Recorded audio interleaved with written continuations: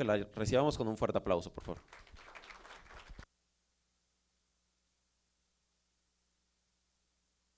Hola, buenas tardes. ¿Cómo les va? ¿Cómo se sienten? Muy bien. Ah, ya te escuché. ¿Cómo te llamas? Luis. Juan.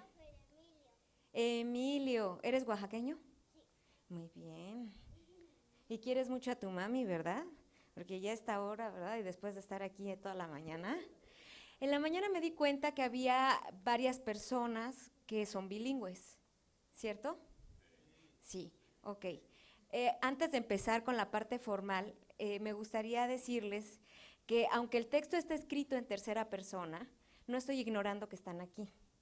Porque esta cosa de que hablemos de los pueblos indígenas como si fueran una cosa allá etérea, sin rostro, no es necesariamente lo que tengo en mente, sino desde la persona que soy, mesticita, es como me estoy presentando con ustedes, los que somos mestizos, los que no somos mestizos, hablando sobre un tema que precisa ser mencionado en tercera persona simplemente por un formalismo académico, pero también porque parece que da cierta objetividad a la hora de discutir. Voy a ir presentando esta ponencia y quisiera pedirles que en la medida que algo no se entendiera, anoten sus observaciones o alguna pregunta que ustedes tengan en mente y seguramente si me da la cabeza se las podré responder y si no, pues trataremos de resolverla juntos. Voy a ser breve y bueno, gracias por estar aquí y por invitarme.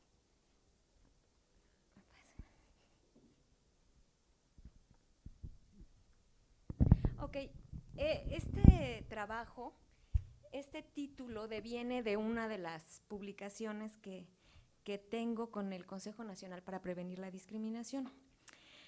Este tema de la inclusión tiene ya rato discutiéndose y de él han surgido un montón de agendas de trabajo y documentos también y publicaciones. Entonces, está referido así, es decir, se titula así por simplemente por el hecho de que así fue publicado y porque tiene dos palabras que me parece que merecen ser discutidas. Fíjense bien la primera declaración. Las diversas etapas por las que atraviesa la situación de las personas indígenas a lo largo de la historia no dista de seguir siendo un esfuerzo por reivindicar su presencia en el escenario histórico de la conformación de la democracia mexicana. Yo no estaría tan segura de que esta lucha sea conscientemente de visibilidad, sea conscientemente para participar del concepto democracia mexicana. Ahora tengo en mente una anécdota.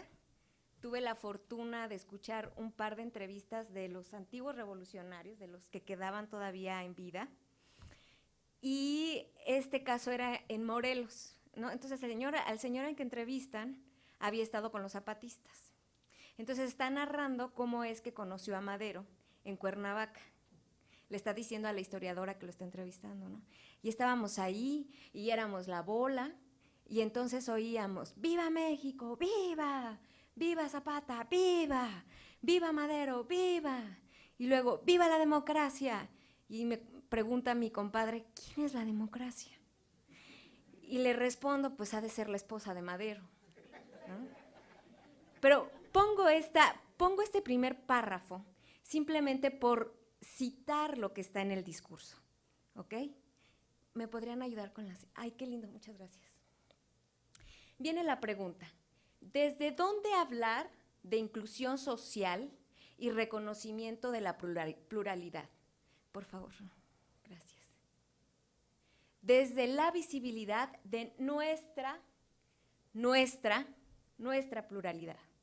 No es su pluralidad y el resto no somos plurales. Nuestra pluralidad, perdón, por favor. Y también desde la lucha porque ésta sea tomada en cuenta. No basta decirla, se requieren acciones. Acciones, por supuesto, de las instituciones, pero también acciones nuestras si es que deseamos ese reconocimiento de nuestra pluralidad. Gracias. Ok.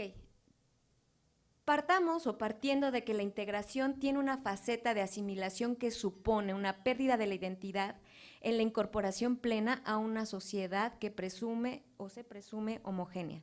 Traducción.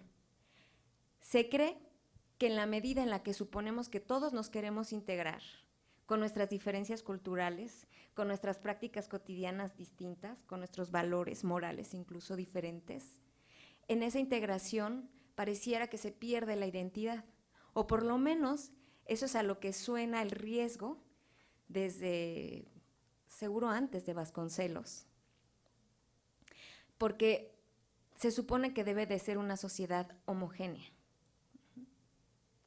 Gracias. Entonces, ya que he puesto estos elementos, me gustaría que consideráramos 3 cosas contextuales.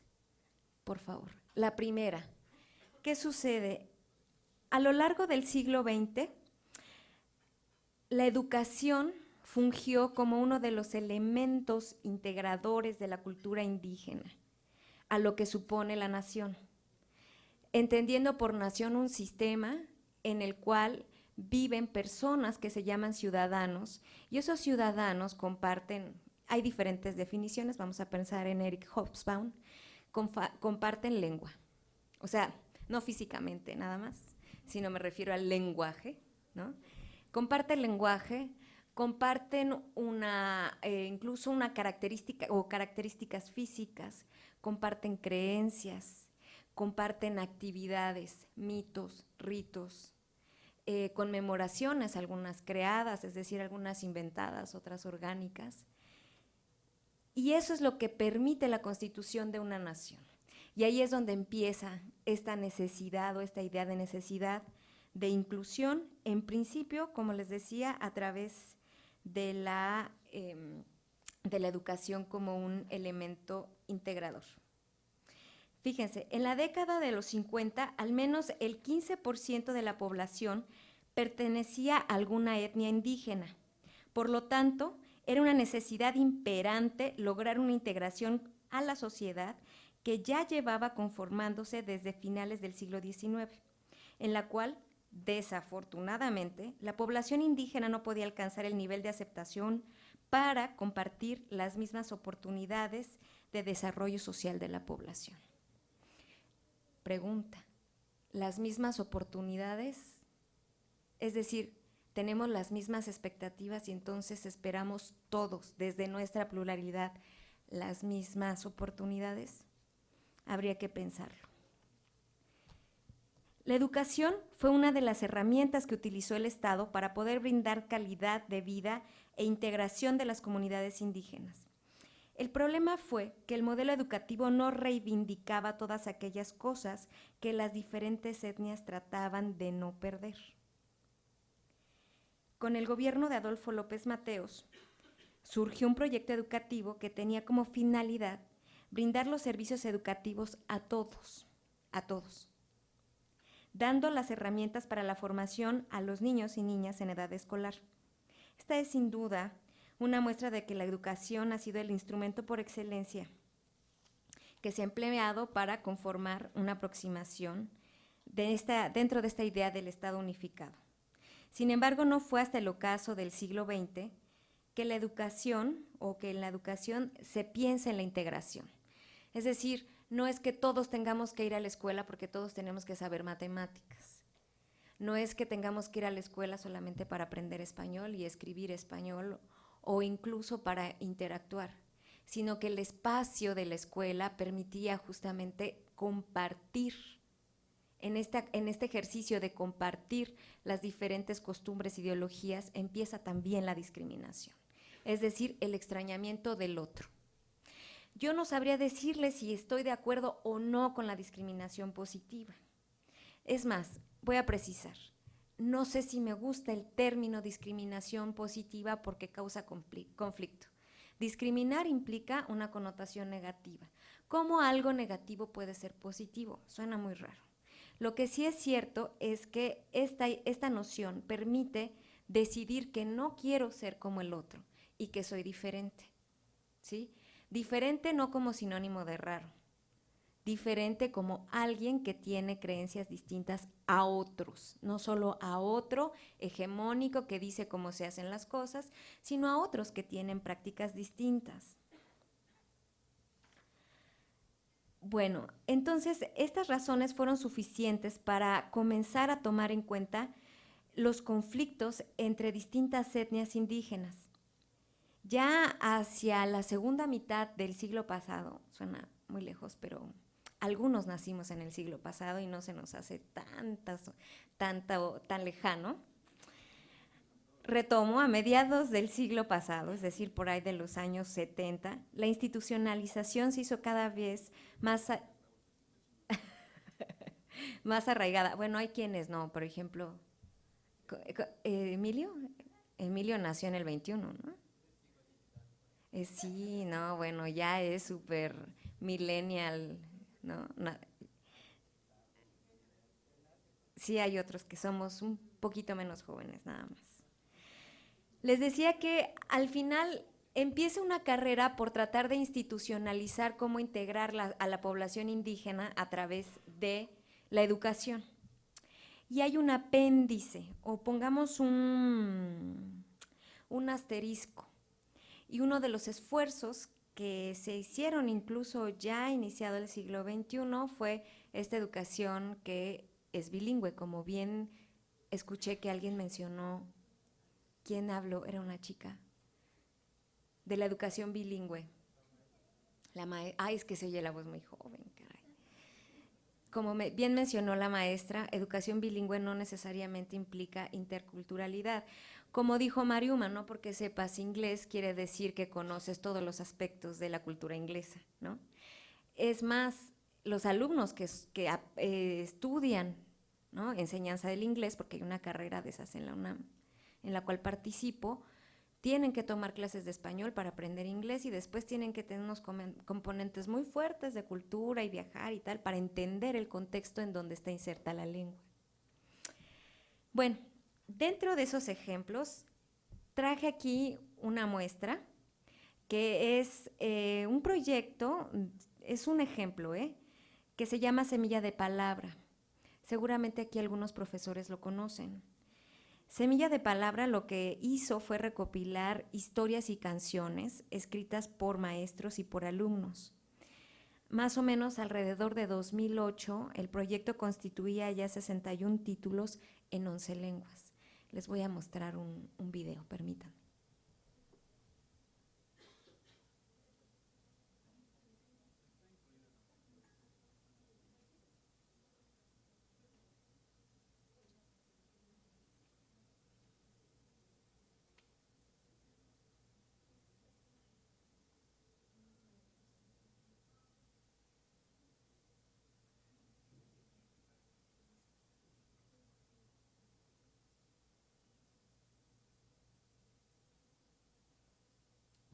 Humelimum si una tequipan cacabaum ya va que si que me cacabaum me wim y ni me hume ticata oye ojuam o colmena po huya pona cuactin to seguamente oye canchi suata michan to cachin bebo kai buen chico gusillane hume cacabaum bembo im ojuam umite potam he.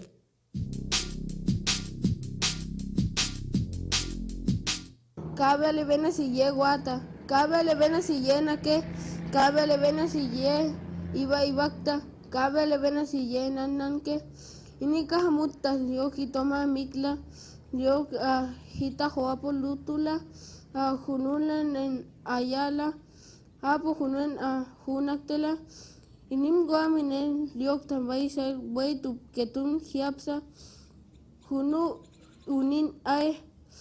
Itom anake betchivo, inihiocteri betchivo. Ya.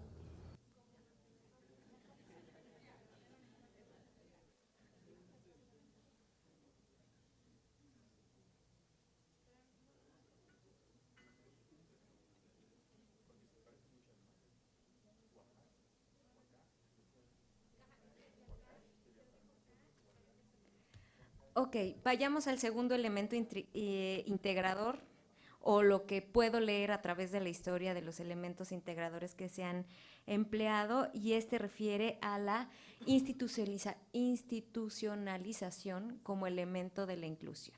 Es decir, ahora necesitamos instancias públicas, los derechos y todo aquello que ustedes ya conocen, ¿no? ¿Algún antecedente? En 1922 se creó la Defensoría Social. Este fue un órgano protector de las vejaciones institucionales antes de la creación de la CNDH, es decir, la Comisión Nacional de Derechos Humanos, o incluso fue antes de cualquier órgano protector de los derechos. Al final brindaría un servicio de protección a los diferentes grupos sociales, por supuesto incluyendo a las personas indígenas. Se hizo de manera deficiente, pero es el punto de partida, si se le puede llamar así, de la institucionalización de la idea de inclusión y de cuidado de los derechos. Antes de la creación de un organismo defensor fuerte a nivel general para la población indígena, en el 48 se creó el Instituto Nacional Indigenista.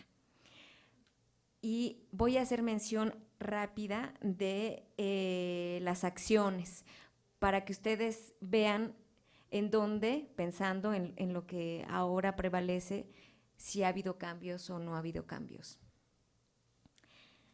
Esto se refiere al artículo 2. 1. ¿Qué hará el Instituto Nacional Indigenista? Investigar los problemas relativos a los núcleos indígenas del país. Estudiar las medidas de mejoramiento que requieren esos núcleos indígenas. 3. Promover ante el Ejecutivo Federal la aprobación y aplicación de esas medidas. Intervenir en la realización de las medidas aprobadas, coordinando y dirigiendo, en su caso, la acción de los órganos gubernamentales competentes. 5. Fungir como un cuerpo consultivo de las instituciones oficiales y privadas de las materias que conforme a la presente ley son de su competencia. 6. Difundir, cuando lo estime conveniente y por los medios adecuados, los que sean, los resultados de las investigaciones, estudios y promociones. 7. Emprender aquellas obras de mejoramiento de las comunidades indígenas que le encomiende el Ejecutivo en coordinación con la Dirección General de Asuntos Indígenas. Al final, la creación de este órgano ayudó, aunque no de manera directa, a empezar como la visibilización desde el punto de vista institucional de las características culturales de los pueblos indígenas. Gracias a esta reflexión, las diversas comunidades a mediados de los años 80, casi ya 90, empezaron a pensarse como comunidades, ¿no? No eran los indígenas como este cuerpo general, sino que empieza a generarse esta noción de grupos. Aquí viene el tercer elemento, fíjense, recuerdo, la educación. Después, las instituciones.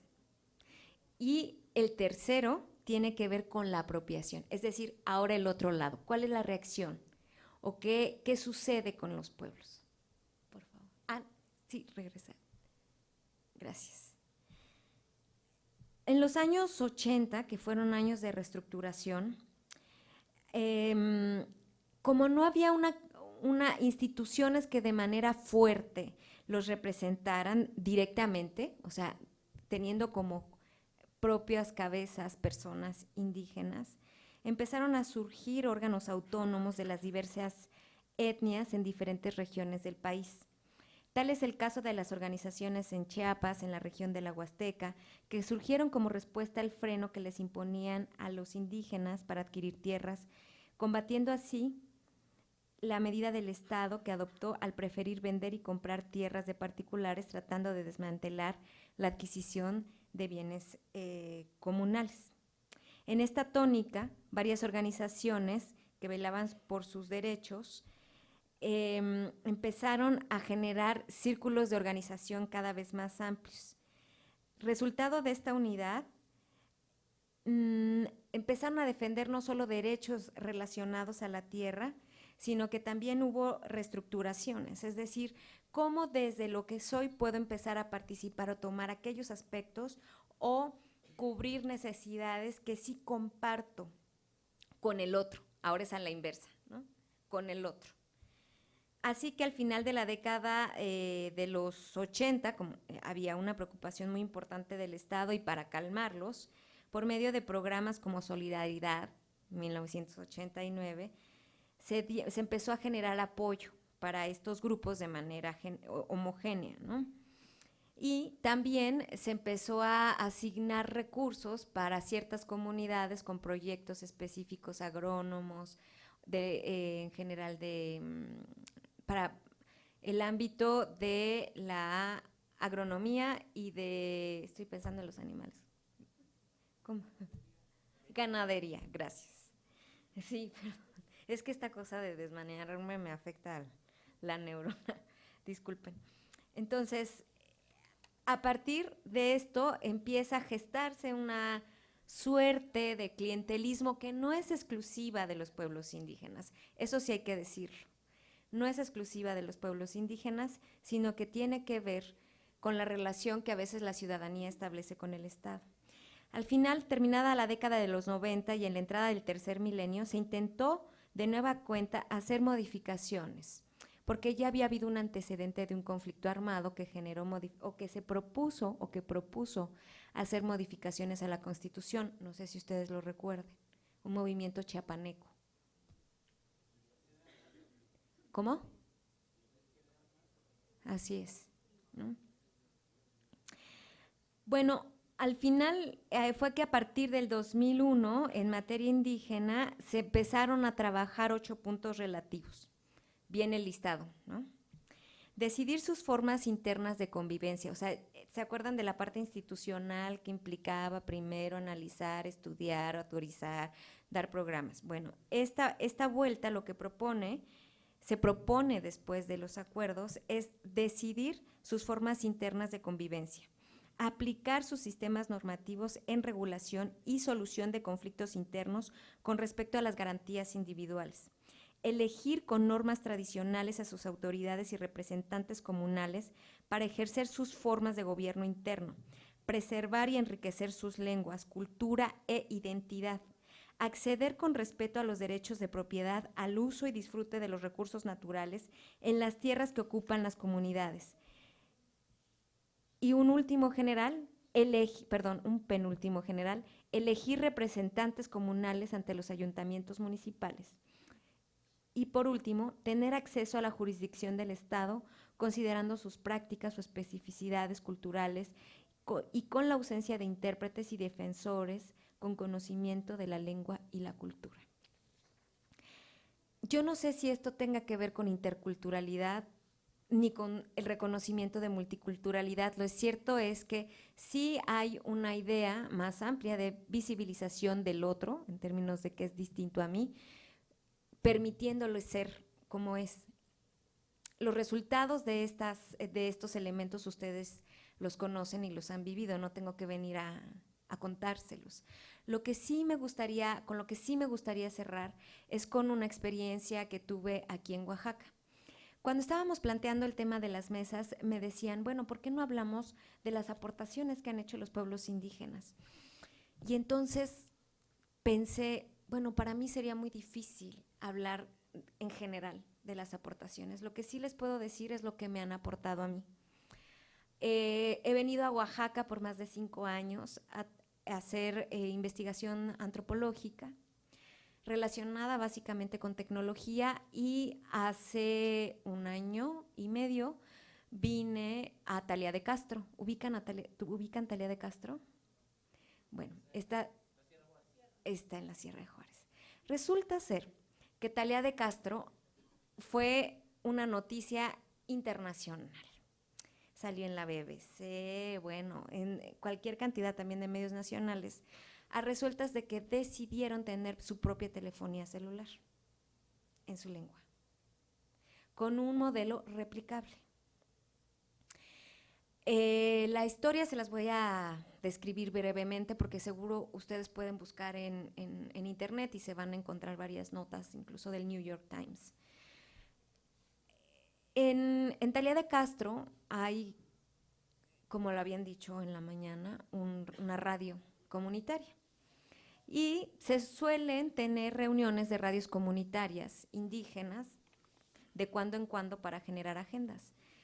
El punto es que en uno de esos encuentros, alguien representante de la radio conversó con un norteamericano que traía conocimientos de cómo construir técnicamente lo que se necesitaba para transmitir la señal de telefonía celular, y lo que les faltaba era encontrar la manera de cómo licitarlo ante la Secretaría de Comunicaciones. Es decir, que no fuera pirata, sino que realmente fuera un derecho.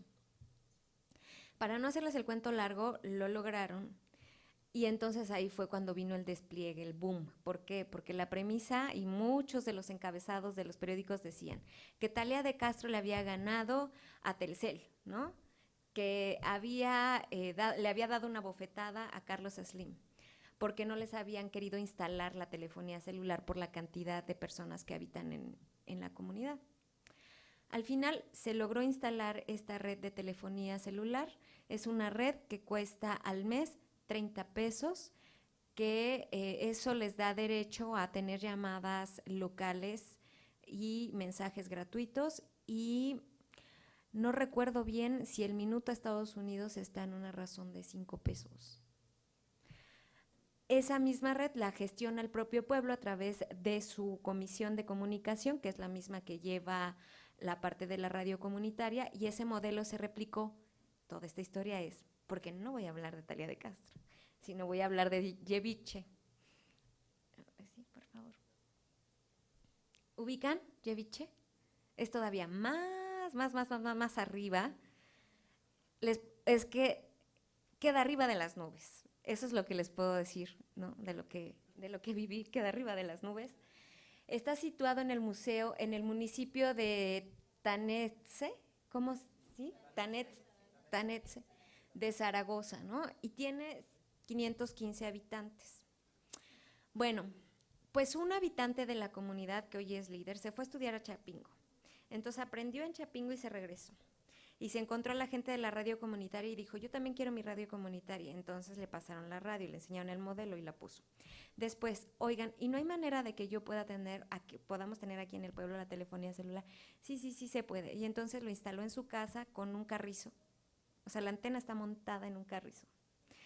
Y con lo que había aprendido en agronomía, empezó a generar a través de las comisiones, que ahora les llaman comisiones, pero no sé si ustedes lo tengan así en mente, que son estos tareas que se tienen que resolver en grupo dentro de las comunidades, ¿no?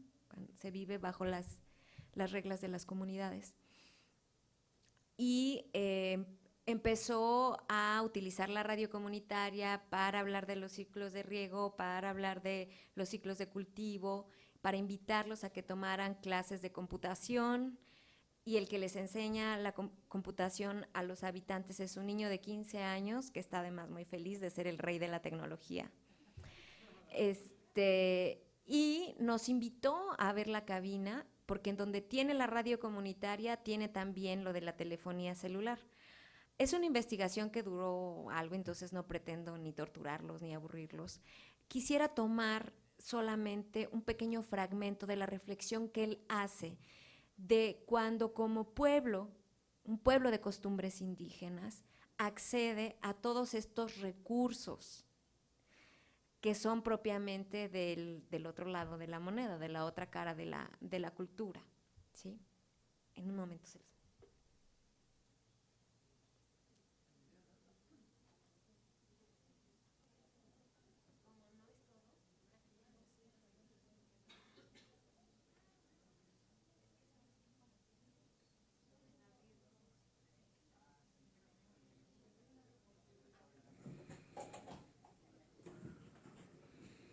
Bueno, entonces esa es nuestra finalidad como organización.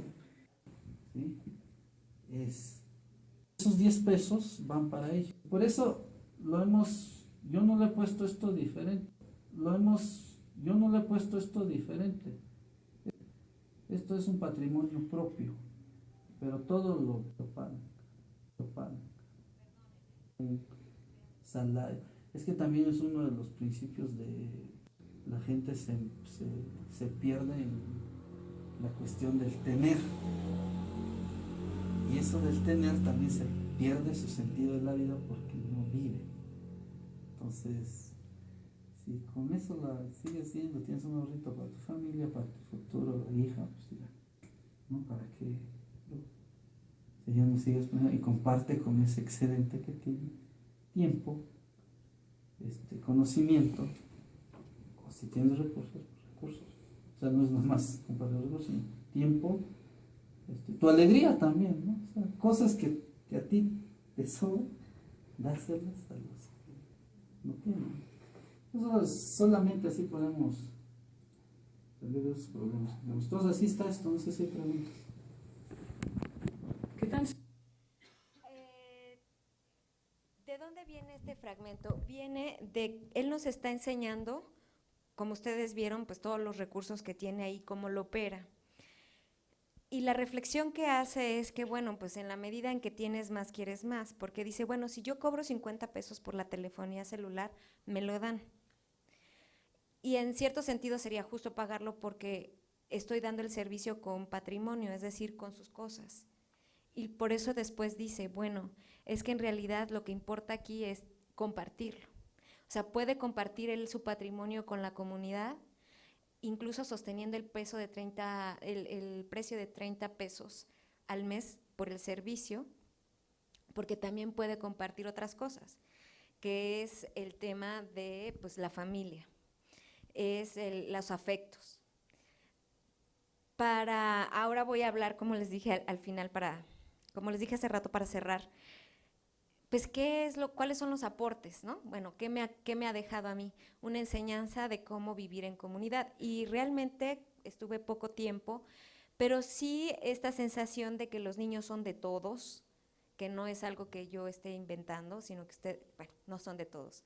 Quiero decir que los cuidan todos. Si uno va a una verbena o una tarde de domingo o un lunes de fútbol, pues andan chiquitos de 3 años corriendo, no hay policía, en fin. No les estoy haciendo la barba. Lo que estoy diciendo es que yo visibilizo y encuentro ese aporte a diferencia o en contraste del espacio en el que yo vivo, que es un espacio urbano, en donde la regla es completamente distinta. Imagínense, viviendo en el Distrito Federal, pues sí es un alto nivel de competitividad y yo voy primero, la lógica comunitaria pues está ausente, ¿no? Entonces, ahora para terminar, lo único que yo quiero pedirles, porque tenemos pensado ponerlos a trabajar aún más,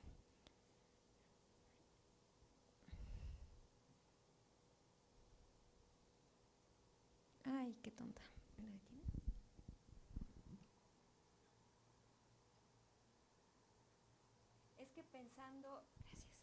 Es que pensando en estos 3 elementos, para que puedan tomar nota, la educación como integrador, la institucionalización de la integración y luego la apropiación de esa idea de integración puedan hacer las conclusiones de esta charla. ¿Sí? ¿Lo regreso?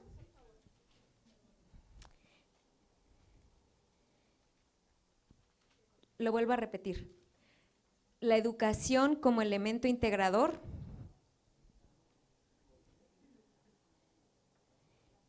la institucionalización de la inclusión, al final,